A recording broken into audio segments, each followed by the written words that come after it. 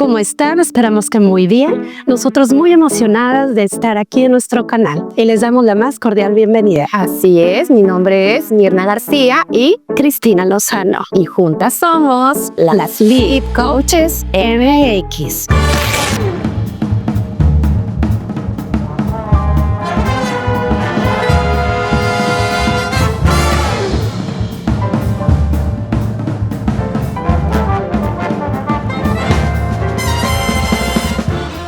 Y bueno, pues estamos muy emocionadas de empezar con este proyecto.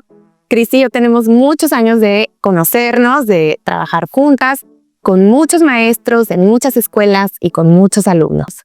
Así es, y bueno, les queremos compartir que recientemente publicamos un libro titulado Enseñanza de la Escritura y la Lectura, Estrategias Prácticas para Docentes, publicado por Editorial Trillas.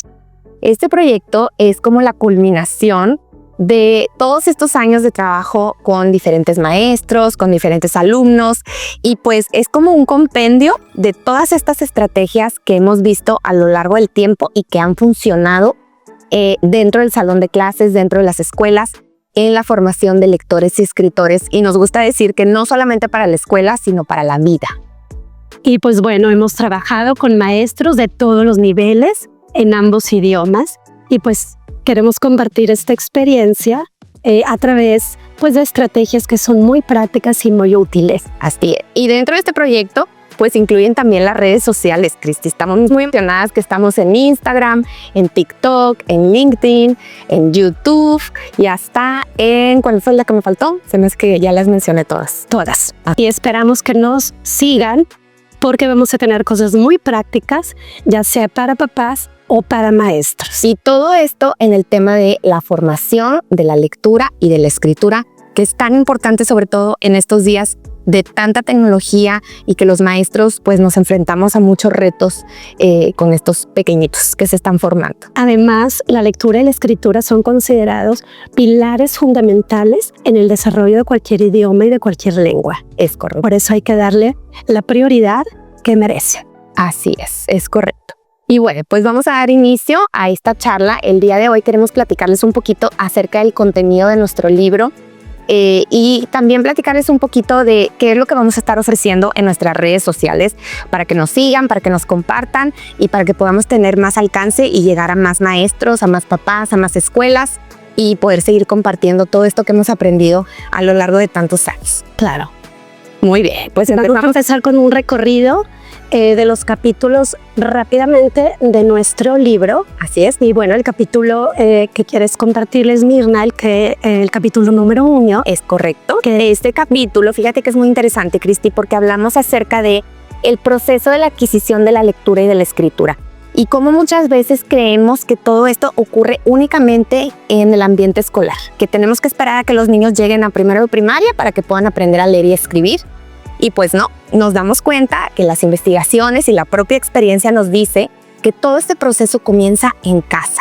Y el papel de los padres de familia es fundamental en el desarrollo del lenguaje, porque el lenguaje es la base en la adquisición de todas estas habilidades que los niños van a necesitar para poderse convertir en lectores y en escritores competentes. Entonces hablamos mucho de cómo se da este proceso y pues nos parece muy importante que tanto padres como maestros conozcan todos estos antecedentes de cómo el cerebro en los seres humanos funciona, puesto que la lectura y la escritura son dos habilidades con las que no nacemos.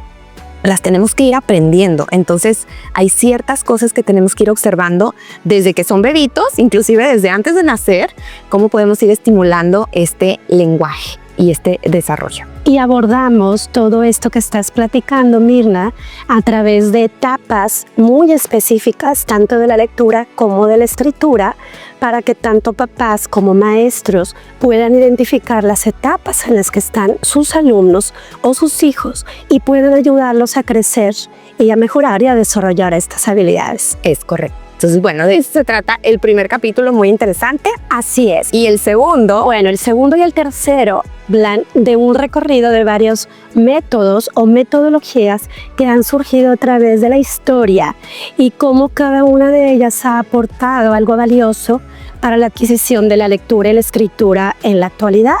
Y en el capítulo número 3, nosotras sugerimos una metodología que está balanceada.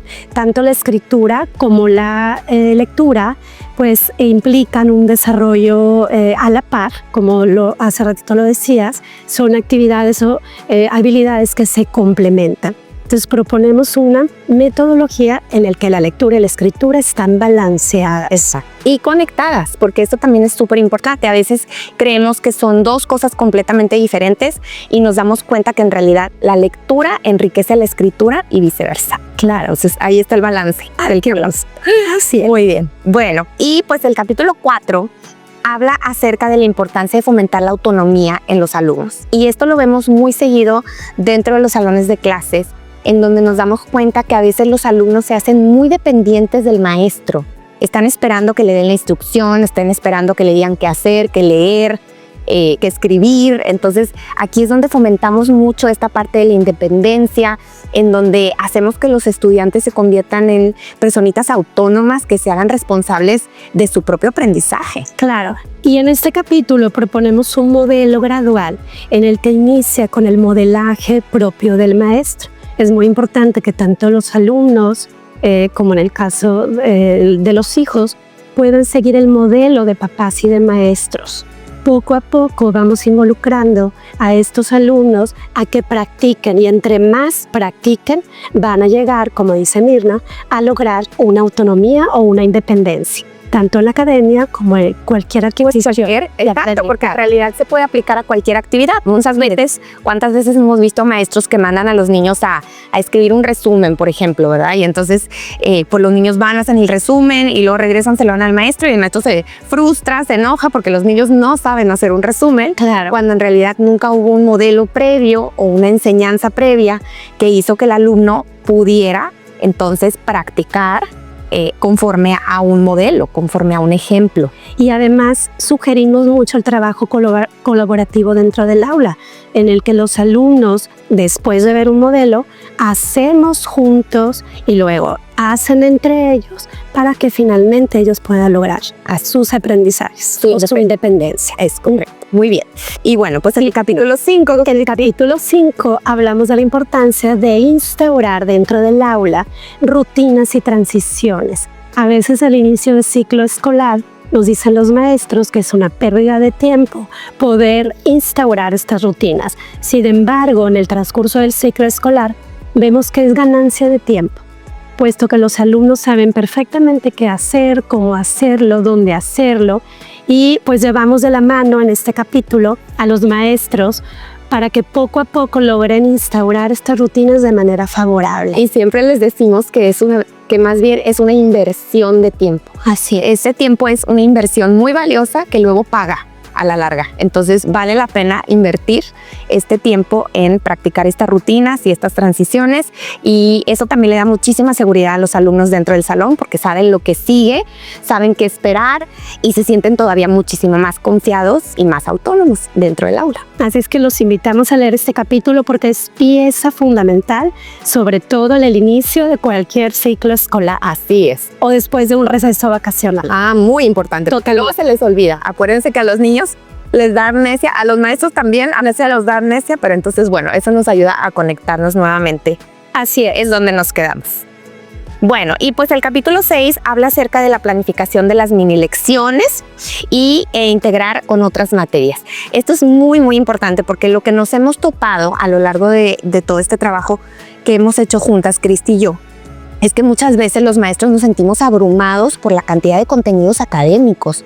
Y la realidad es que la lectura y la escritura aplica para todas las materias. En todas las materias hay que leer y en todas las materias hay que escribir. Entonces, aquí es donde nos damos a la tarea de ayudar a los maestros a integrar estas materias para que verdaderamente cobren un sentido dentro de la instrucción de la lectura y de la escritura. Claro, y algo muy importante es que independientemente de qué metodología o qué programa estemos utilizando dentro de las instituciones educativas, ya sea privadas o públicas, podemos utilizar precisamente algunas metodologías como la de aprendizaje basado en proyectos que te permite unificar, ya sea campos formativos o asignaturas, y el fin último es lograr aprendizajes que realmente sean significativos para nuestros niños.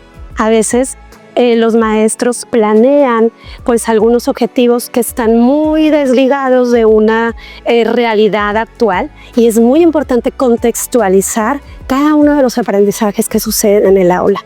En este capítulo damos pues muchas sugerencias para poder integrar tanto campos formativos como asignaturas. Así es. Y también la importancia de todos estos formatos, Cristi, que facilitan la planeación de todas estas mini lecciones y que favorecen a la instrucción de los alumnos, que al mismo tiempo promovemos este modelo del que hablaba Cristi hace ratito, en donde hablábamos sobre el modelo, la práctica guiada y la práctica independiente del alumno, para ir soltando esta autonomía hacia los alumnos. Claro.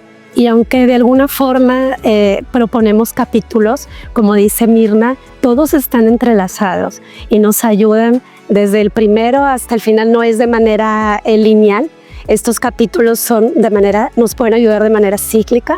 Entonces, bueno, el capítulo 7 es sumamente importante porque hablamos de los mecanismos para poder diferenciar la instrucción.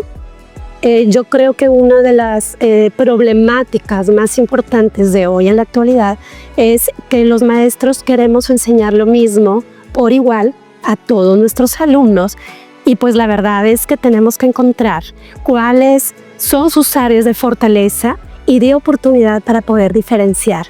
Nosotros en este capítulo proponemos el trabajo en conferencias individuales y en grupos estratégicos, y pues les damos muchas herramientas y recursos a los maestros para que a través de estas dos grandes modalidades podamos hacer crecer a nuestros alumnos desde el punto de partida en el que se encuentran. Es correcto. Y esto se relaciona mucho con lo que decíamos al principio, Cristi. Cada alumno, aunque todos estén en cuarto de primaria, aunque todos estén en quinto o en el grado que ustedes quieran, tenemos alumnos en diferentes etapas del desarrollo, y eso es muy, muy importante que los maestros lo sepan.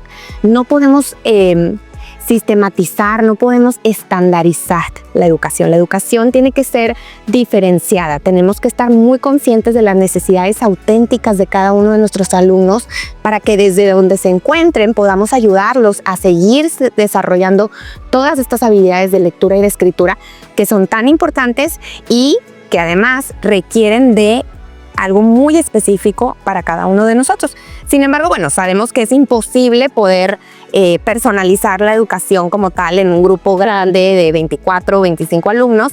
Sin embargo, todas estas estrategias de este capítulo en particular nos ayudan a crear un sistema en donde podemos trabajar en grupos pequeños y podemos atender estas necesidades tan individuales de nuestros alumnos en formas muy, muy efectivas. Que lo hemos visto, ¿no? Claro. Visto los resultados y el avance de los alumnos. Sí, de verdad es la única manera de poder garantizar el crecimiento y el aprendizaje auténtico de cada uno de nuestros alumnos. Es correcto. Y bueno, el capítulo 8, tengo que decir que es de mis favoritos, Cristi, tú lo sabes. Claro. Este capítulo habla acerca de la importancia de la lectura en voz alta. Y bueno, pues generalmente cuando hablamos con las maestras, ¿verdad? En nuestros cursos, en nuestras capacitaciones, sobre todo con las de secundaria, que son un poquito renuentes a esto, como que dicen, pero pues si mis alumnos ya leen, como para qué les voy a leer en voz alta otra vez. Y empezamos casi siempre nosotras leyéndoles a las maestras y a los maestros. Y nos impacta cada vez cómo vemos sus caras de emoción cada vez que les leemos en voz alta, cómo se enganchan con la historia, cómo se enamoran nuevamente del libro, inclusive quieren agarrar el libro para volvérselos a leer a sus alumnos o para leerlos ellos mismos. Y es así como nos damos cuenta de esta magia, de la magia de leerles en voz alta a los niños. Y bueno, esto pasa, como les decía en un principio, desde antes de nacer. En mi caso particular, Cristi lo sabe, yo a mis hijos les leía desde antes de nacer. En las etapas primeras es sumamente importante porque es la forma de modelar la lectura a los pequeños que todavía no saben decodificar palabras, sin embargo se convierten en lectores de imágenes y los vamos acercando de una manera muy positiva a los libros y a la lectura. Entonces esto comienza desde antes de nacer, como les digo, y luego se va, y yo diría hasta la preparatoria. Claro. Maestros de prepa, léanles en voz alta a sus alumnos para que escuchen la fluidez, la precisión, para que se enganchen con las historias Y es una manera muy efectiva de acercar de una manera positiva a todas estas personas a los libros. Claro, definitivamente. Y además leer en voz alta ayuda a que nuestros alumnos puedan incrementar su vocabulario y puedan, por ende, pues lograr aprendizajes mucho más significativos y que tengan un bagaje un poquito más amplio. Tiene muchas, en este capítulo tocamos muchas de las ventajas que tiene en el área académica leer en voz alta, y además sugerimos de qué manera se puede planear una lectura en voz alta. A veces queremos o creemos que podemos leer cualquier libro de buenas a primeras, sin embargo, pues nosotros proponemos ciertas indicaciones o ciertas sugerencias para poder que esta lectura pues tenga el mejor de los provechos y sea totalmente beneficiosa para leer en el aula. Así es. Y una palabra muy importante que usamos alrededor del libro y en todas nuestras pláticas es la palabra intención. Siempre hay que tener una intención, y cuando uno tiene una intención como docente, como padre de familia, en lo que tú quieras, cuando tienes una intención te haces muchísimo más efectivo y tienes más posibilidades de tener éxito. Entonces, esta parte de la intención es muy, muy importante, tener claro los objetivos, tener claro el propósito, el por qué y el para qué hacemos las cosas. Eso también favorece mucho en el aprendizaje. Así es. Y bueno, pues otro de los capítulos, el 9, hablamos de cómo registrar las evidencias que nosotros tenemos de alguna forma cuando trabajamos con nuestros alumnos.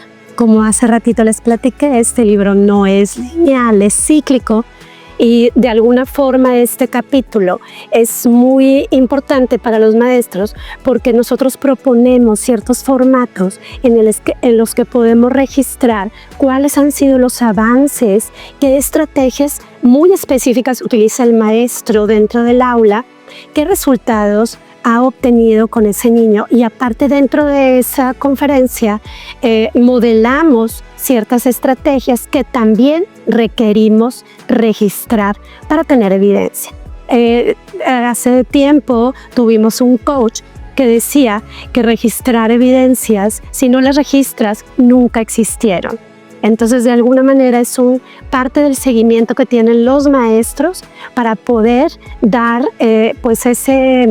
mostrar ese avance tanto a padres de familia como a ellos mismos de cuáles han sido, pues, estos logros de sus alumnos. Es correcto. Y sabes que, Cristi, también la parte importante del capítulo 9 considero que es la evaluación. En muchas, y lo tocamos dentro del capítulo también, pero en muchas ocasiones creemos que evaluar es solamente para reportar, para calificar, para dar un número. Y en este capítulo y alrededor de toda nuestra propuesta, pensamos más bien en la evaluación como una manera de identificar las necesidades de los niños para poder informar nuestra instrucción. Que al final del día esa debería de ser la meta final de la evaluación, poder como maestro informar tu propia instrucción y saber cuáles son los siguientes pasos para cada uno de tus alumnos y poderles dar lo que verdaderamente necesitan. Entonces, nuestro enfoque tiene que ver con eso, tiene que ver con recolectar evidencia, recolectar información para poder entonces tomar decisión. Además, el libro tiene como parte de sus anexos varios formatos que si adquieren el libro los pueden descargar y los pueden utilizar, formatos muy sencillos pero a la vez muy prácticos que le van a ayudar al maestro a poder también planear estos contenidos y poder registrar de una manera pues muy eficaz estos logros para informar y para tener pues dentro de cada portafolio de cada uno de sus alumnos, que sabemos que sí. Y también para celebrar, Cris, porque verdaderamente vemos el avance de los alumnos, nos hacemos conscientes de los antes y los después. Y el registro de las evidencias también le permite a los alumnos ver su propio avance, haciéndose sentirse muy orgullosos de todos los logros que están teniendo como lectores y como escritores. Claro. Entonces, bueno, pues los invitamos a que lean este capítulo porque verdaderamente es muy, muy, muy benéfico para cada uno de los maestros que está dentro de un aula. Es correcto. Así, bueno, pues el capítulo 10 habla acerca de las bibliotecas del aula, que también es otro de mis favoritos, tengo que decirlo. Y bueno, pues podrán ver cómo decidimos poner todos estos libros atrás de nosotras, y es que en realidad estamos convencidas las dos de que el acceso a los libros es lo que verdaderamente forma y fomenta la lectura. El que los niños y los adolescentes puedan tener acceso a libros adecuados. Esto es algo muy importante y de hecho lo planteábamos en algunos de nuestros videitos anteriores y lo vamos a seguir platicando con ustedes. Cómo es clave que cada ser humano pueda encontrar el libro adecuado. Y esto no excluye a los adultos también, porque es algo muy, muy interesante. Yo lo veo con nuestras amigas, cómo formamos nuestros clubes de lectura, nuestros círculos, y a veces hay gente adulta que te dice, pues es que a mí no me gusta leer, es que yo la verdad es que me duermo. Te dan un millón de excusas, ¿verdad? Por muchas razones no les gusta leer, y nos damos cuenta que esto se aplica desde chiquitos. El poder encontrar ese libro adecuado, ese libro que te enganche, que te lleve, como dice Nancy Atwell, una autora que nos encanta, a la zona de la lectura, poder ver las imágenes como una película en tu mente. Eso es lo que hace que verdaderamente alguien se convierta en un lector. Igualmente por los escritores, ¿verdad? Y que puedan tener estas oportunidades de tener experiencias con la escritura, de poder tener el acceso a las libretas, a las hojas, a la computadora, a herramientas que nos permitan poder crear y poder contar historias. Entonces, bueno, todo esto se reduce un poquito al capítulo 10, en donde hablamos sobre crear estos espacios tan importantes dentro del salón de clase.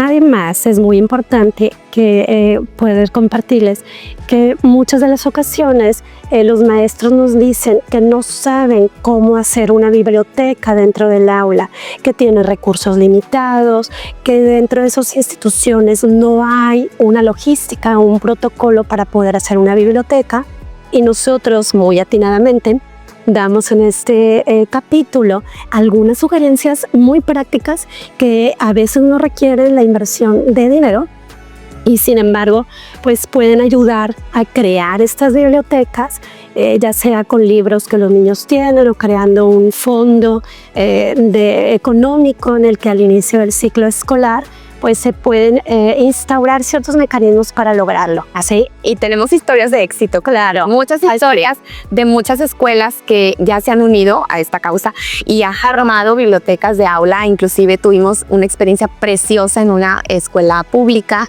en donde las maestras organizaron estas bibliotecas y quedaron unos espacios maravillosos. Los niños no se querían ir del salón de clases, querían estar en su biblioteca del aula, estaban muy enganchados leyendo los libros y bueno, era un espacio tan mágico, tan acogedor que verdaderamente nos llenó de emoción. Y además podemos involucrar a los niños a la creación de estas bibliotecas. Los niños aprenden cómo clasificar libros por autores, por temas, por géneros. Entonces realmente es de gran aprendizaje, tanto para pues alumnos como para maestros. Inclusive los papás también. Claro. Papás pueden hacer parte de estas creaciones de bibliotecas. Así es. Y bueno, pues por último tenemos uno de los capítulos también más impactantes y más significativos, que es todo lo que tiene que ver con estrategias del siglo XXI. Sabemos que las habilidades de nuestros alumnos pues van cambiando, las necesidades, los intereses, el uso de la tecnología de alguna manera ha impactado dentro del proceso de enseñanza-aprendizaje, y pues en este capítulo tocamos muchas estrategias que de alguna forma proponemos cambios a prácticas tradicionales que no han sido tan efectivas, y nosotros damos 2 o 3 opciones para cada una de esas prácticas tradicionales, y es muy interesante cómo realmente han funcionado porque las tenemos muy probadas. Y bueno, este capítulo habla de todo lo que es la colaboración, el pensamiento crítico, que es muy importante desarrollar hoy en día en nuestros estudiantes, y que es a través de la lectura y la escritura precisamente que se pueden desarrollar estas habilidades. Así es, y sobre todo pues en esta era de tanta información, en donde nuestros alumnos, nuestros estudiantes están tan inmersos en el mundo de la tecnología, de las redes sociales, etcétera, tenemos que crear este pensamiento crítico, tenemos que llevarlos a poder realizar juicios en donde ellos puedan discernir verdaderamente, y para eso pues hay que hacer mucho trabajo previo, y la lectura es la manera pues más maravillosa para trabajar con todas estas habilidades del alto pensamiento. Entonces, la verdad, definitivamente uno de los capítulos también favoritos. Así es que pues verdaderamente los invitamos a que lean este libro, y de alguna forma puedan estar interactuando con nosotras, sus pensamientos, sus ideas, sus opiniones. Es un libro muy valioso porque, como dijo Mirna al inicio, pues reúne años de experiencia práctica dentro del aula. No es teoría, es investigación más bien, y es investigación probada. Así es. Dentro del aula. Hipótesis comprobadas, como pudiéramos llegarlo a decir. Con niños reales. Así es, y con Experiencias reales. a maestros, experiencias reales, colegios reales, y pues bueno, nos encantaría que pudieran escribirnos, que pudiéramos estar en contacto. Cristi y yo queremos formar esta comunidad de maestros, de padres de familia, de gente interesada en formar más lectores y escritores, como decíamos en un inicio, no solo para la escuela, sino para la vida. Gente que verdaderamente aprecie la lectura, aprecie la escritura y que vea todos los beneficios que estas dos cosas nos traen a la vida de los seres humanos, porque en realidad, pues bueno, son dos habilidades que nos hacen, siento yo, más humanos, más felices y pues más libres también. Entonces, y pues bueno, verdaderamente nos apasiona este tema de la educación y pues bueno, más que puestos para recibirlos en las redes sociales que Mirna ya compartió y pues en contacto. En contacto. Así es. Muchas gracias por haber llegado hasta acá. Los invitamos a suscribirse a nuestro canal de YouTube y a seguirnos en todas nuestras redes sociales. Nosotras somos las Lead Coaches MX.